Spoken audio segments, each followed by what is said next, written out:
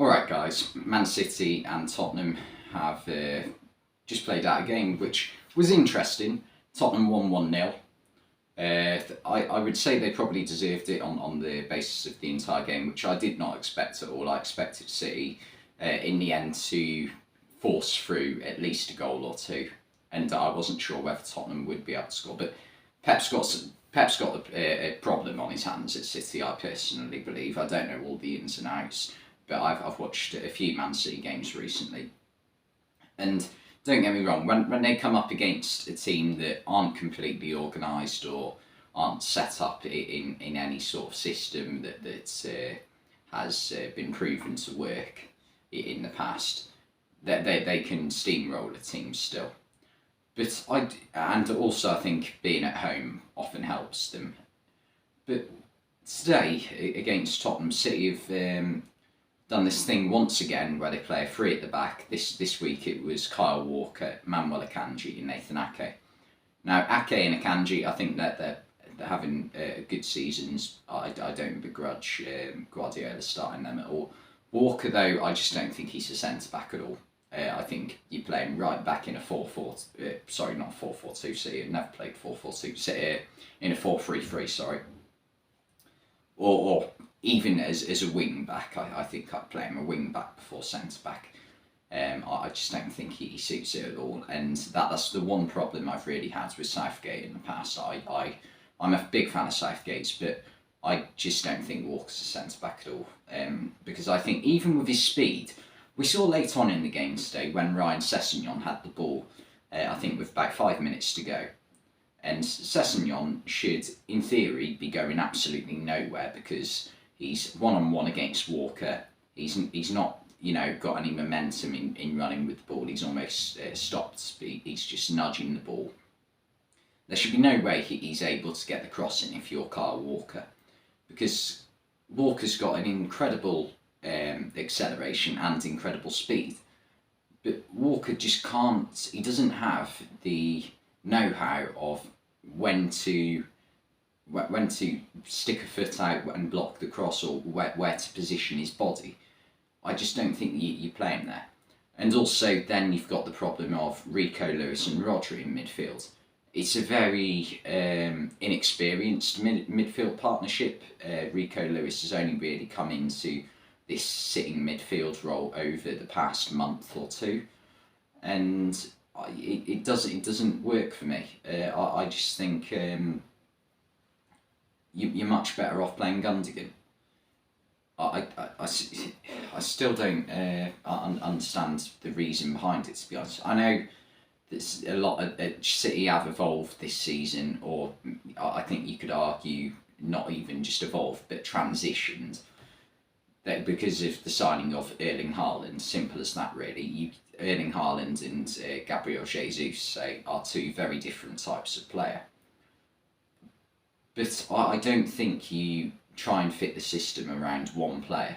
You have to go with what's been working for you, especially when Man City have won 2 Premier League titles in 2 seasons and 4 in 5, playing a certain brand of football. So I think that this thing that Guardiola's trying to do right now doesn't work at all. And today, dropping De Bruyne and Gundogan, it makes no sense. And also the thing about, as I said about Kyle Walker, why on earth do you play Kyle Walker in centre-back when you've got Ruben Diaz on the bench? Bizarre to me. And I don't know what the problem is at City, because it does appear to be clear to me that there is something with Pep about Cancelo going. You've got De Bruyne and Gundogan on the bench in City's biggest game in the league this month. Or not sorry, they've got Arsenal, but one of City's biggest games, throughout this season, because City have still yet to score a goal, never mind win a game at the Tottenham Hotspur Stadium, and they've had 4 or 5 attempts now. So it's always going to be a tricky game for them. This is their only game in a 2-week period. They didn't have a game midweek last week, and I don't think they have one this week. So it's not like they need to rest players. I know they've got Champions League coming up, and that's the one thing they're going to want to win this season more than anything. But it makes no sense to me. But I don't want to spend this entire video just going on about why Pep Guardiola keeps making mistakes with City's starting 11. Because City as well, the players they had on the pitch, they didn't do enough. They had lots of possession. But in the spells where they completely dominated and they had 15-minute spells where they'd have like almost 90% of the possession. In those periods, they didn't do enough with it. I think in the second half they only had like one shot on target throughout the entire half, which is not good enough. And yeah, the only time they really came close to scoring in the first half was when Mahrez hit the inside of the crossbar and it bounced out. So yeah, they didn't come close enough to scoring. But Tottenham, they set up superbly, and there wasn't one player in this Tottenham team who didn't have a good game today. Even Christian Romero, who got sent off in the end for 2 yellows, I thought he still had a really solid defensive game. And he had to take one for the team in the end. He was on a yellow. He needed, if Grealish gets past him, Tottenham are in trouble. So he had to take one for the team. And for that, I applaud him, to be honest. I know a lot of people will say, oh, it's cheating. No, it's not. It's knowing the consequences and taking that into account and deciding it's better if I handicap the team by getting myself sent off than if we concede a goal and potentially lose 2 points, or even worse, 3 if City could go on to get another with the momentum they would have got from that goal. So yeah, I think every single player played well, and they did this thing, Spurs, where Emerson Royal and Perisic, the wing backs, would play a bit deeper when City had the ball in their own half. Now this is unusual because usually what you would see, or expect to see anyway, is when a team like City do have the ball in their own half and they've got possession and they're comfortable with it, or you'd think they're comfortable with it, you'd see the wing backs in a 3-5-2 or 3-4-3, sorry, that Tottenham were playing. You'd see them push up the pitch and try and stop the ball getting out wide for City and make them, try and play it into a central area, which then they have to overcome players like Bentancur and Højbjerg, who are two real grafters in midfield and had brilliant games today. But instead what Tottenham did is they dropped the wing backs in and played Ben Davies and Romero effectively in a back four when City had the ball in their own half. Eric Dyer, who is usually the sort of anchor in that back three that Spurs play, pushed forward into a midfield role, which is something we've seen before in Tottenham's team, but not for a while now, and that really helped Spurs press, because it meant that Højbjerg and Bentancur could put pressure on Rodri and Rico Lewis. So they identified the area which they wanted to catch City out in, which was the midfield, because they know that Rico Lewis is a player who is inexperienced, a very good young player, don't get me wrong. Rico Lewis has got plenty of potential and plenty of ability, but he is a player who hasn't played in many of these big games. So that they put pressure on him, and the goal comes from Rodri being pressured. Now Rodri is usually very good under pressure, and if he has someone alongside him who knows how to chauffeur the ball and where to get him out of danger if he does get into trouble, and Rodri does have a couple of Spurs players pressing on him. However, because Dyer's pushed forward, that means Højbjerg can put a bit of pressure on Rico Lewis. Now Rico Lewis doesn't show for Rodri in the best way possible. He doesn't come towards him quick enough, so that means Rodri has no choice, because he's got no other options, to play the ball. So Rodri plays it into Rico Lewis, but Rico Lewis doesn't come for it, so Højbjerg manages to nip in front, and then that's where the goal comes from. It's a bit of a scuff finish from Kane, but he gets the job done, and it becomes Spurs' all-time record goal scorer, so congratulations to him on that. That's it.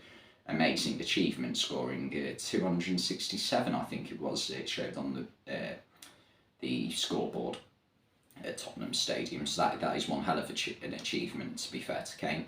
And I think that was a landmark 200th Premier League goal. I might be wrong there, but That's another big achievement as well. Only 60 or so off Shearer now. So yeah, I back him to break that record, to be honest. And then from then on, you're thinking, okay, if Tottenham have two options here. Tottenham can either,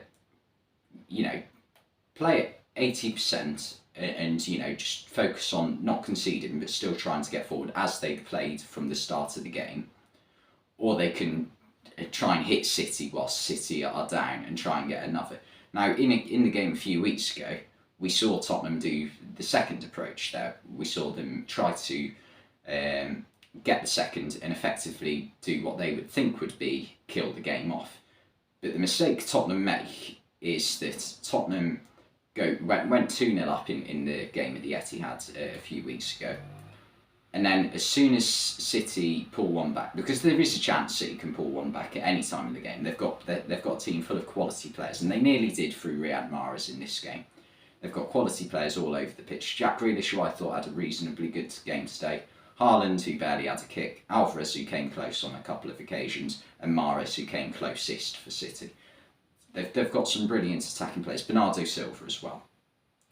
So there's always a risk. But what would happen if Tottenham went 2-0 up early on and City put one back? Is Tottenham would crumble effectively under the pressure. And I know there's a joke about Tottenham always bottle big leads or bottle it when it matters. But there is an element of truth to it, I believe, of that they don't know how, once they have a little setback, they don't know how to stop it at that one setback. So what Tottenham tried to do is they didn't go all out to try and get second. They focused on doing what they did from the start, which was the correct decision, and it worked for Tottenham in the end today. Now, yeah, there were a couple of moments where it came close, and they did have to make some smart yellow card tackles, like I think Emerson did it, Perisic did it, Romero did it on 2 occasions, obviously. But fortunately enough, it was right at the end where he did get his second yellow. And that's the one thing where Grealish did help today. He was getting free kicks in good areas and did help set up, when De Bruyne came on, a couple of good chances. I think Alvarez probably had the pick of the bunch in terms of the free kick, where that was the only piece of poor defending from Tottenham when they left Alvarez free on the edge of the box for De Bruyne to pick out with ease. So that other than that, Spurs defended pretty much spotlessly. I think they did a really good job.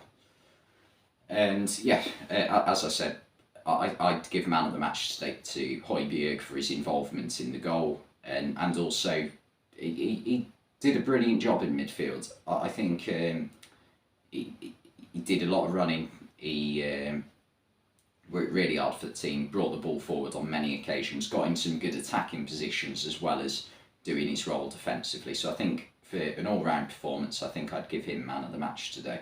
And I think in the second half as well, Spurs, you could argue, came closer to scoring than City, and that really isn't a good look for City at all. I think City this season will definitely give the Champions League a good go, because I think they've got a nice draw in the round of 16 against Leipzig, and I just think that there's only so long teams are going to stop Man City, so I think they will win the Champions League eventually. But today was a day where they had an opportunity to gain points on Arsenal and close the gap on Arsenal effectively, because if they'd have won today, it's no longer in Arsenal's hands, because City have to play Arsenal twice. So effectively then, if they beat Arsenal twice and won today, City are in the lead in the title race. But they've let Arsenal keep the 8 point or the 2 point advantage effectively, and that's if City beat Arsenal twice, which is probably unlikely that it'll happen twice. I think I'd back City to win one of those games, but not both. But yeah, it was a really good game to watch today. Spurs did really well considering their manager isn't in good condition at the moment, and I wish him all the best, Antonio Conte, in coming back stronger than ever. But yeah, Spurs performed really well. Anyway, thanks for watching this video, and I'll see you next time.